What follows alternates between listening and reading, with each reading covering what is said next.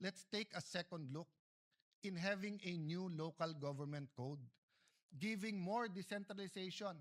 Actually, I will push the envelope dahil nakatingin sa akin si Robin Padilla na may kakampi siyang mabigat. Kakampi po niya si Dr. Jose Rizal na nagsabing federalismo ang dapat sa Pilipinas.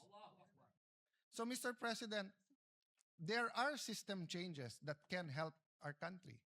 But it won't happen kung may problema tayo sa demokrasya. Sabi ng Pangulo, I am president not only of my family. And it is worth yung palakpak na binigay sa kanya. But can we add, the president is also not only the president of the administration, he is also president of the opposition.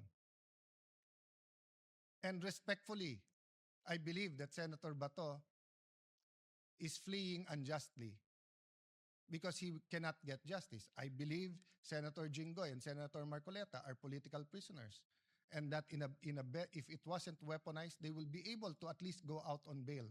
So, Mr. President, these are things that we should talk about as a Senate. Beyond politics, beyond emotions. Sabihin nyo na mali ako, but should they be allowed to attend the impeachment? Sabihin nyo na mali ako, and they're not political prisoners, but are they getting the justice? Pantay-pantay ba ang hustisya o selective justice po tayo ngayon?